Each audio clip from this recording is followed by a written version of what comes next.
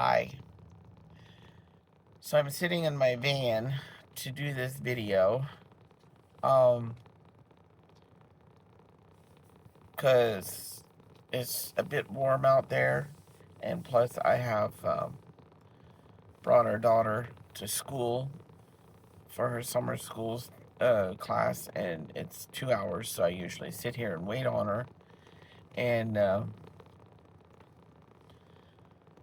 so it's just hot. Like, it is just so hot out. I can't sit here with the van turned off. So, anyways,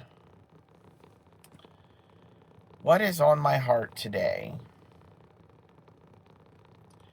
is something that um,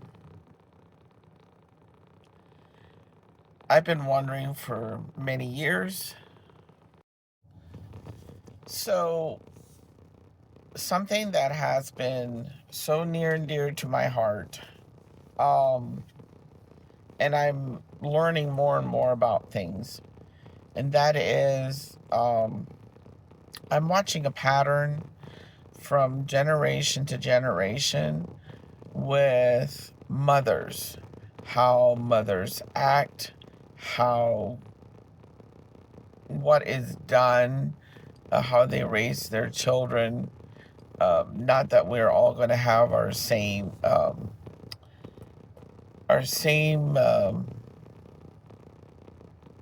philosophy or idea on how to raise children, because raising children is it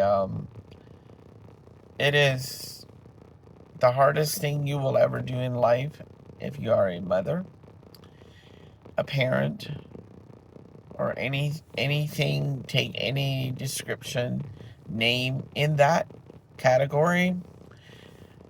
Um, so I'm so bothered by how we have so many children without parent support. I mean, I had seen some of that, like, about 10 years ago. Was not quite 10 years ago. But anyways, I was starting to see that. Our young children are getting into trouble. And then, where are the parents? And back then, I kept saying and seeing and thinking, how are the children supposed to turn around and do better if the parent's not there to support, coach, direct, um, mentor, um, just walk with them in life. So anyways, it has cost me to now, and now I'm like smacked in the face with it really hard, because I have so many uh, young women. I mean, I don't call them girls these days because they're young women. A few are in teenagers, but most are in their 20s. And they're like, will you be my mom? Will you adopt me as a daughter? And I kept, well, of course, I would be honored to that you would look to me for that. Not that I thought that I would ever do that or what it looks like. But the Bible does say the older women are to teach the younger women. Well, I don't consider myself an old woman, but yet at the same time, my mentor had told me many times before she passed away that it was time for me to start doing that. Well, back then we were like in the church setting, and I had an idea, or I thought it would look like this and this and this, and well, then God turned my ship completely upside down. And I said, I have no idea what this is going to look like. Um, it has to, it has to come from God organically. It has to come from Him in such a way that I know that it is Him. Well, we have not um, been a part of a church for the last few years because we have been through some very painful things personally, uh, as a family, individually, as individuals in the family. But yet, we have worked through a lot and have come a long way. And then I just see where our children's friends are struggling to make it in life. And it cost me to go and start Googling. And I said, I'm going to research some of these things. Because it already started in my generation where girls got married. I guess, well, not just girls, but that the children or the people were getting married at a younger age. I didn't. I, like I have talked about before, I left the Amish when I was like 26, something like that. And I was single and had no, I really had, I mean, secretly I always wanted a husband. I've always wanted to get married. But after my 20s, I was beginning to see more and more. I didn't want to be a part of the Amish system. But in any event, a lot of those people our age, which by the way, I then did meet my husband at the age of 28, something like that. And so we were older when we got married, and then we were older when we were having children, and now the people our age have been grandparents in their 40s. And I mean, do you think that I could have been a grandma? I don't know. I can't quite wrap my head around that. But in any event, I think it was obviously what God had in store for me and for us. But it has cost me to do some research. So I just went to good old Google and I wrote in that I want the names of the generations. And so it starts with, okay, so I have seven names of generations right here. And the names are, I found the names I find kind of interesting. So the greatest generation is from 1901 to 1924, which those people would be 102 to 125. Well, I don't know how many 102-year-olds are still alive, but above that, not much. So it just really got me to thinking, why is it called the greatest generation? Well, look back in those days and see what they did and what they lived through. they did not have what we have today. Now, land-wise and all that, yes, but lots of farmland. They lived off the land. They were self-sufficient and all that.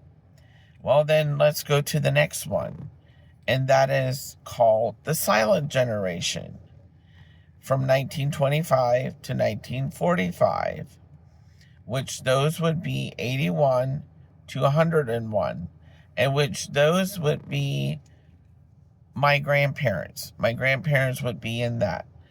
But I was just so struck by, because I had never heard this, and maybe I'm the one living in a bubble and had not known what all the generations were called, which I didn't. I mean, I have heard of the generation, baby boomers, but I had never heard of the silent generation. So I just asked Google,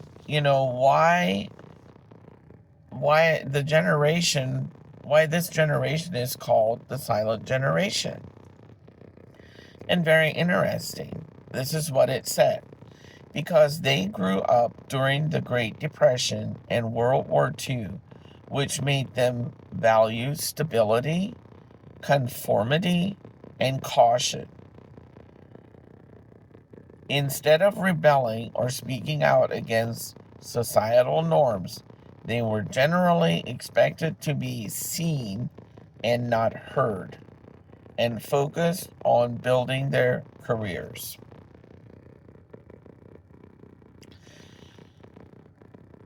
So, I guess that could go a whole lot of ways on they were expected to not speak out. What are we seeing these days? Aren't those people, or should we say the next generation that has been affected by that, whatever happened in those, are speaking out? And it is great. And this is something that I am seeing that is missing, and that is stability in the home. The stability in the home is not what it used to be. It really, really isn't.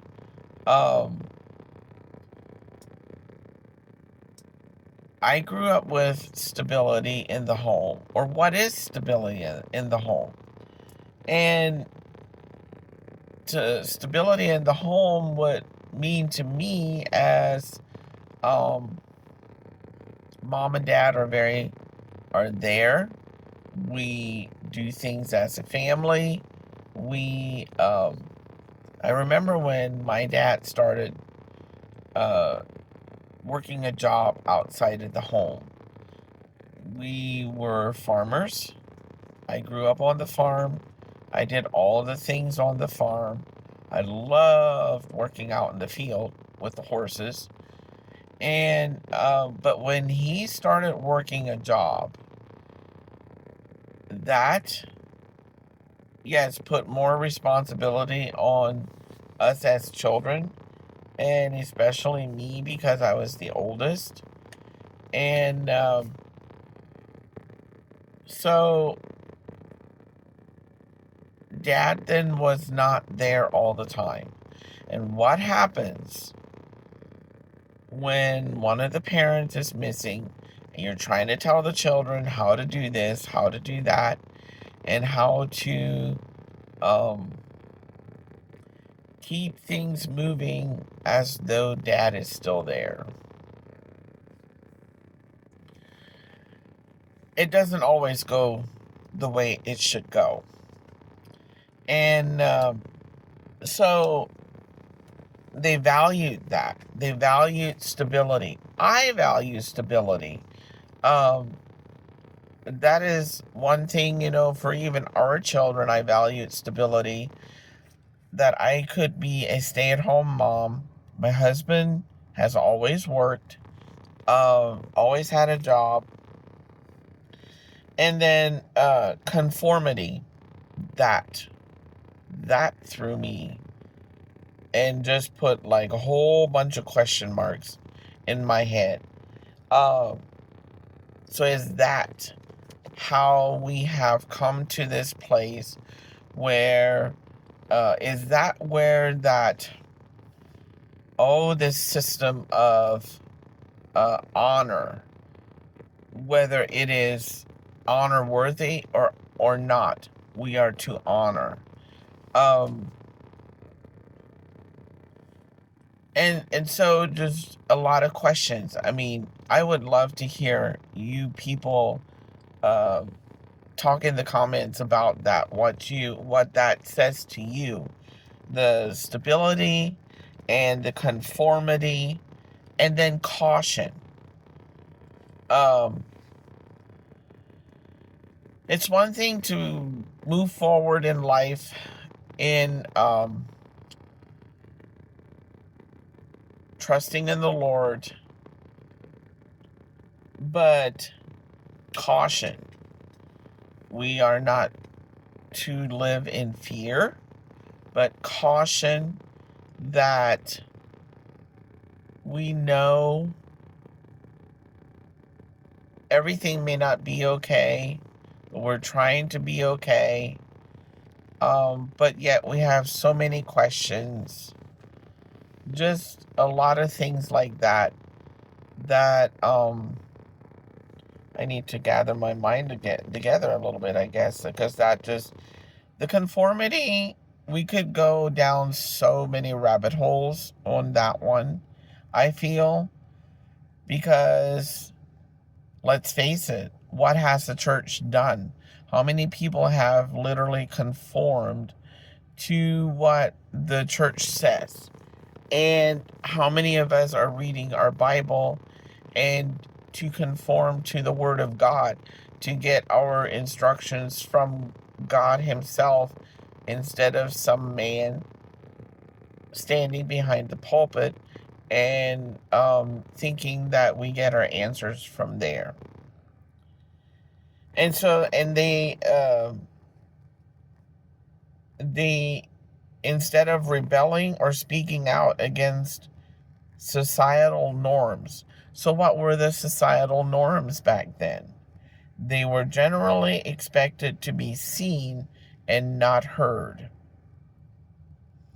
I think that has cost us a lot of pain, a lot of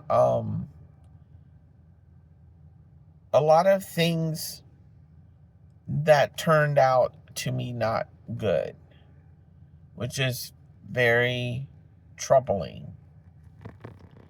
And to then just focus on their careers instead of anything else. So what does it take to be a mother? What do mothers do? I know I did a video before talking about wife, motherhood, womanhood, what being a mother is the biggest job you'll ever do, okay, for starters. And sometimes you wonder why you're doing it. Sometimes it doesn't feel like you get a reward for it. But I am here to tell you, when you can send your children somewhere with somebody that is trustworthy, and then those people come back and say, well, they're so well behaved, or they're so great at this, that is a reward to me. To me, that is that maybe I am doing something right. When you are so questioning, I mean, I've done that so many times. I question myself if I am even doing this mothering thing right. But then to see your children grow up, and now we have 2 of them married, and we have our first grandbaby on the way, which is very exciting. And so those are all rewards. You don't, it's not an immediate gratification, and that is also what is so troubling with society these days, is everybody wants an immediate gratification. And like I have heard the saying many times, we live in a microwave society. And it's true. It is so true. There are just so many things. But I want to know,